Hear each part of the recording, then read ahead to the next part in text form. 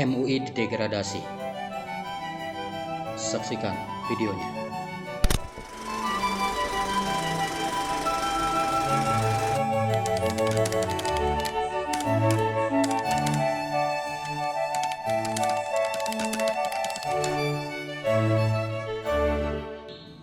Badan Penyelenggara Jaminan Produk Halal (BPJPH), Kementerian Agama menetapkan label halal yang berlaku secara nasional. Penetapan label halal tersebut dituangkan dalam Keputusan Kepala BPJPH Nomor 40 Tahun 2022 tentang penetapan label halal. Surat keputusan ini ditetapkan di Jakarta pada 10 Februari 2022, ditandatangani langsung oleh Kepala BPJPH Muhammad Aqil Irham dan berlaku efektif terhitung sejak 1 Maret 2022. Nah, sahabat Blackneck, video ini akan membahas satu, kenapa sih ada Badan Penyelenggara Jaminan Produk Halal? Yang kedua, apa betul peran Majelis Ulama didegradasi oleh Kemendag dalam hal pelabelan halal ini? Kemudian bagaimana solusinya? Lalu yang keempat, problem logo halal yang baru tersebut. Yang pertama, kok bisa sih ada BPJPH atau Badan Penyelenggara Jaminan Produk Halal ini? Nah, penetapan label halal tersebut dilakukan untuk melaksanakan ketentuan pasal 37 ya, Undang-Undang Nomor 33 Tahun 2014 tentang Jaminan Produk Halal atau disingkat dengan JPH. Penetapan ini juga bagian dari pelaksanaan amanat peraturan pemerintah atau PP ya Nomor 39 Tahun 2021 tentang penyelenggaraan bidang JPH ini. Nah, jika ditanya apakah Majelis Ulama perannya itu didegradasi, maka jawabannya adalah ya.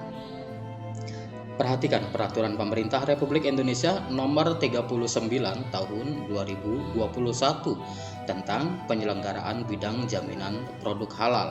Ini berkaitan dengan Undang-Undang Cipta Kerja ya, atau di tahun 2021 ribut-ribut masalah Omnibus Law itu ya. Nah, sekarang kita perhatikan di bab 2-nya. Penyelenggara jaminan produk halal ya, pasal 4 poin 1-nya, pemerintah bertanggung jawab dalam menyelenggarakan JPH ya. Jadi di sini langsung diambil alih oleh pemerintah. Sedangkan MUI atau Majelis Ulama Indonesia kan statusnya sebagai organisasi masyarakat ya. Sekarang langsung dipegang oleh pemerintah. Di poin keduanya, penyelenggara JPH sebagaimana dimaksud pada ayat 1 dilaksanakan oleh menteri. Nah, untuk melaksanakan penyelenggaraan JPH sebagaimana dimaksud pula ayat 2, dibentuklah BPJPH yang berkedudukan di bawah dan bertanggung jawab kepada menteri. Jadi langsung pemerintah, kemudian kepanjangannya oleh menteri, dan di bawah menterinya ada BPJPH. Selanjutnya di pasal 5-nya itu adalah penyelenggaraan BPJPH, kewenangannya ya, mulai dari merumuskan, menetapkan kebijakan, menetapkan norma, standar prosedur, hingga di poin akhirnya yaitu melakukan kerjasama dengan lembaga dalam dan luar negeri di bidang penyelenggaraan JPH ini. Nah, dari hal tersebut dapat dipahami bahwa Majelis Ulama sudah tidak lagi menangani penertiban sertifikat halal. Namun ya masih ada sih. Namun Majelis Ulama mungkin saja bisa ditaruh atau berkecimpung di lembaga pemeriksa halal atau di tim auditor halal. Ya, kalau nanti misalnya ada di tim auditor, itu juga yang menetapkan dan memutuskan itu ya tetap saja Kementerian Agama ya. Terus bagaimana dong? Ya bagaimana lagi, Bro? Undang-Undang Cipta Kerja alias Omnibus Law udah diketok palunya. Kecuali undang-undangnya mau dicabut atau dibatalkan. Nah, menurut hemat saya, ini hemat saya ya, dan hanya sebuah analisis dan bisa dibantah. Undang-undangnya dicabut saja. Undang-undang yang mana? Undang-Undang Nomor 33 Tahun 2014 tentang Jaminan Produk Halal JPH dan Peraturan Pemerintah Nomor 39 Tahun 2021 tentang penyelenggaraan bidang JPH. Menurut saya itu undang-undang dan peraturan itu nyusahin, bro. Kok bisa nyusahin? Nggak percaya? Coba lihat ya. Di peraturan pelaksanaan Undang-Undang Nomor 33 Tahun 2014-nya tentang jaminan produk halal.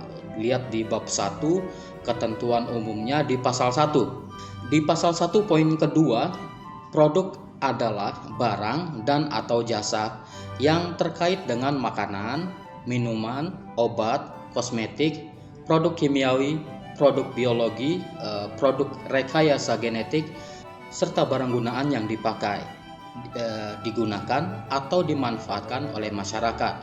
Nah, itu produk ya. Produknya itu berupa barang atau jasa. Ya, sekarang misal contohnya yang berupa jasa, ojek online ya.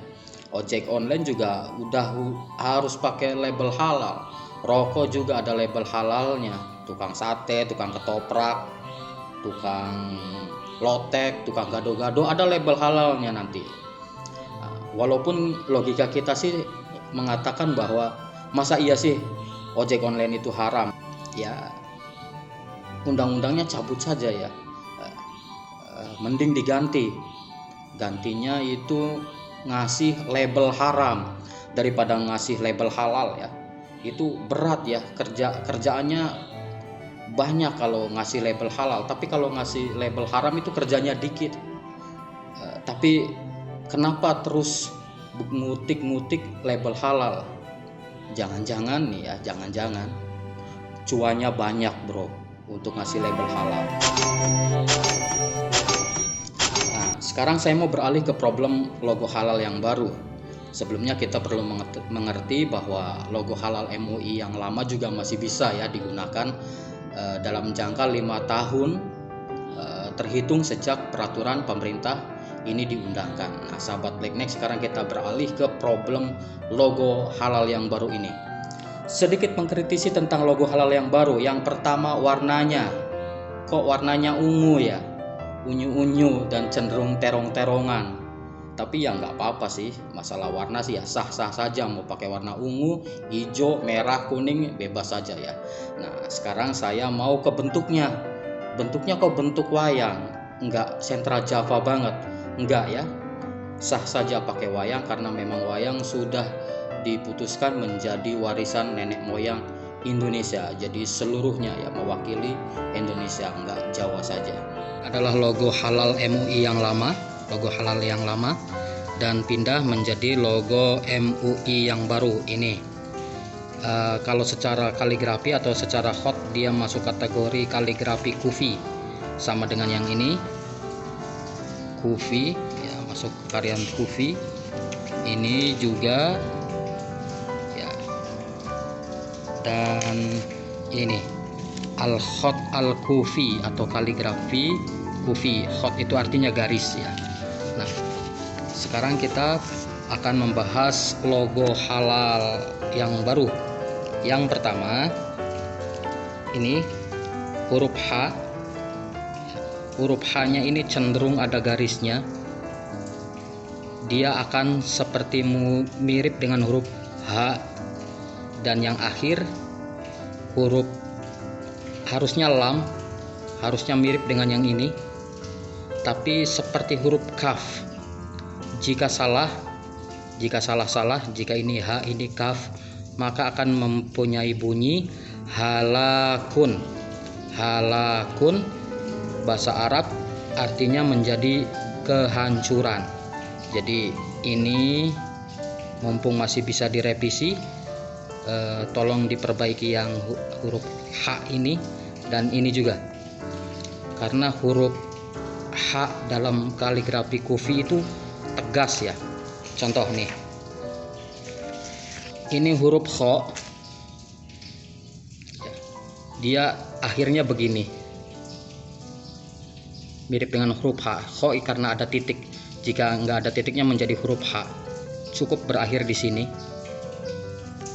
Atau yang paling sederhana, dia cukup dengan begini. Ini bacanya la ilaha illallah Muhammad Rasulullah ya. Ini Muhammad, haknya biasa. Atau juga haknya seperti ini. Ya, normal. Bandingkan dengan hak yang ini. Yang logo halal ini. Ya, cenderung ada garisnya terlalu panjang yang ini. Ya, terlalu panjang. Jadi dia akan seperti huruf H. Jadi yang ini diperbaiki garis yang ini. Kemudian ini anggap sajalah ini H. Ini nanti ini bukan kaf. Mungkin ada kemungkinan seperti huruf mim. Dan untung ini garis yang ini lurus ya. Jika turun sedikit atau seperti gagang nanti turun sedikit, maka bunyinya menjadi haramun. Nanti enggak halal tapi haram. Nah, jadi ini jangan terlalu mementingkan estetik, sehingga mungkin pengennya sih ini seimbang ya. Cuman dia seperti huruf alif nantinya. Kalau mau main variasi, perhatikan. Nah, dia bukan pada huruf aslinya. Contoh. Nih. Alif, ro, dia tidak diganggu, tapi ini variasinya. Nah, dia bikin bentuk-bentukan ini bukan pada huruf asli. Nah, ro, him. Ya, ini bukan huruf asli, hanya bentukan ya. Jadi kalau mau membentuk jangan di huruf asli. Dan ada yang secara ini tegas banget, ini murni seperti garis ya. Kotak-kotak seperti ini, karena kaligrafi Arab itu jika dia turun sedikit, ini kan kalau begini kan ya. Nah, jika turun sedikit saja akan. Sahabat Blackneck, Plato berkata, orang baik tidak perlu hukum untuk memberitahu mereka agar bertindak secara bertanggung jawab.